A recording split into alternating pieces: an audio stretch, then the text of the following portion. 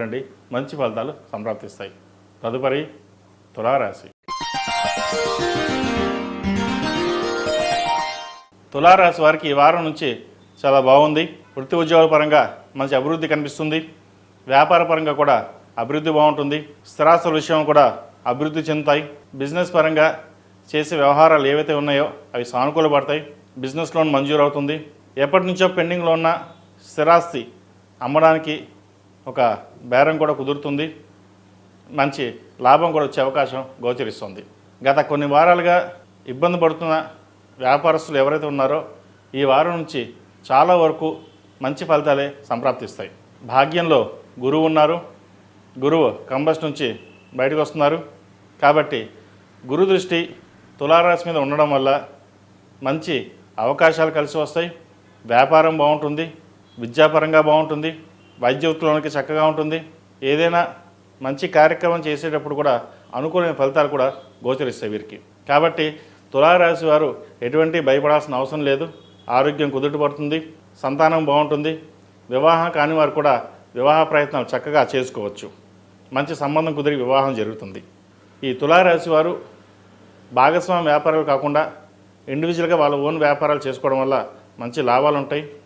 భాగస్వామ్య వ్యాపారాలు కూడా వాళ్ళ జాతకరీత్యా చూసుకుని వెళ్ళడం అనేది చెప్పదగినది.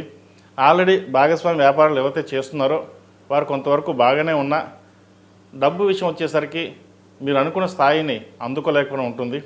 వాటి విషయంలో జాగ్రత్తలు తీసుకోవాలి. అదేవిధంగా దశమంలో రవి బుధులు ఉన్నారు.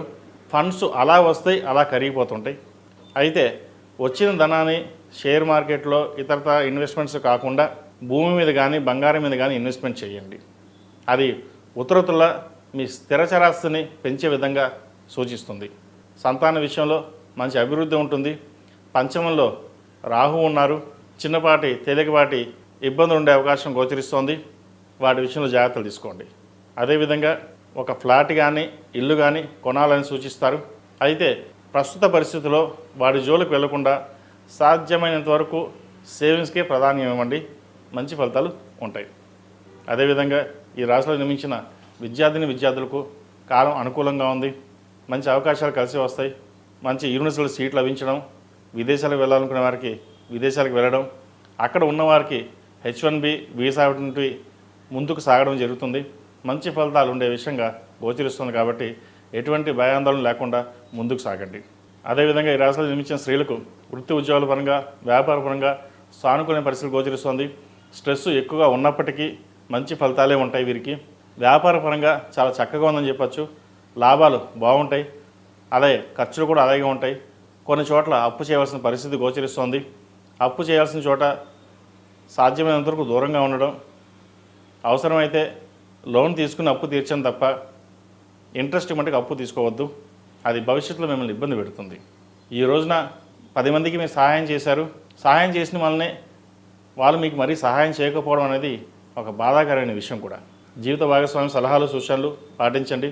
జీవిత భాగస్వామి మీకు అన్ని విధాలుగా ఆదుకుంటారు, సహాయపడతారు. కాబట్టి ఇటువంటి విషయంలో ఎటువంటి ఇబ్బందులు లేకుండా ముందుకు సాగండి. మంచి ఫలితాలు ఉంటాయి. ఆరోగ్యం పట్ల కాస్త జాగ్రత్త తీసుకోవాలి.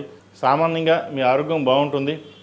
కాకపోతే ఈ వృత్తి ఉద్యోగ పరంగా వ్యాపార పరంగా కన్నా మనస్తాపానికి గురవడం జరుగుతుంది. దాని పరంగానే ఇబ్బందులని తలెత్తుతాయి. కాబట్టి వాటి విషయంలో జాగ్రత్త తీసుకోండి. అదేవిధంగా సినీ రంగం సంబంధించి వారికి రాష్ట్రాధిపతి అయిన శుక్రుడు అష్టమంలో ఉన్నారు. వృషభంలో చక్కగా ఉంది. వీళ్ళకి ప్రయాణాలు అన్నీ లాభిస్తాయి. అవకాశాలు కలిసి వస్తుంది. ముఖ్యంగా సినిమా ఇండస్ట్రీలో ఉన్న వాళ్ళకి చక్కగా కలిసి వస్తుంది. అదేవిధంగా రాజకీయ నాయకులకి, డాక్టర్స్కి, లాయర్స్కి, పోలీస్ డిపార్ట్మెంట్లో ఉన్న వాళ్ళకి మంచి పేరు ప్రఖ్యాత లభించే అవకాశం గోచరిస్తుంది. సాఫ్ట్వేర్ రంగం వారికి కొంత గడ్డు కాలం అని చెప్పచ్చు. రావాల్సిన ఉద్యోగం రాకపోగా ఇబ్బందులు పడే అవకాశం ఉంది. అది తాత్కాలికమే. ఉద్యోగం లభిస్తుంది. ఇక్కడ ఉండి ఉద్యోగం చేసుకోవాలా లేదా విదేశాలకు వెళ్ళిపోవాలా అన్న యోచన చేస్తారు. మంచి అవకాశాలు వస్తే మటుకి విదేశాలకు వెళ్ళడం అనేది చెప్పదగిన సూచన.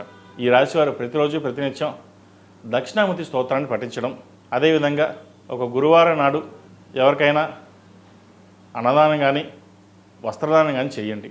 దానివల్ల ఎన్నో రెట్ల మీకు మేలు జరుగుతుంది. ఏదైనా ఆగిపోయిన పనులుంటే పునఃప్రారంభమవుతాయి. అదేవిధంగా విష్ణు సహస్రనామ పారాయణం పఠించడం కానీ లేదా వినడం కానీ చేయండి. ప్రతిరోజు ప్రతినిత్యం ఓం నమో నారాయణ ఒత్తులతో దీపారాయణ చేయడం, నువ్వులను పోసి దీపారాయణ చేయండి. దక్షిణామూర్తి స్తోత్రాన్ని పఠించడం, దక్షిణామూర్తి రూపుని మెడలో ధరించండి. పిల్లలకి సుబ్రహ్మణ్య పాశుపత రూపు మెడలో వేయండి.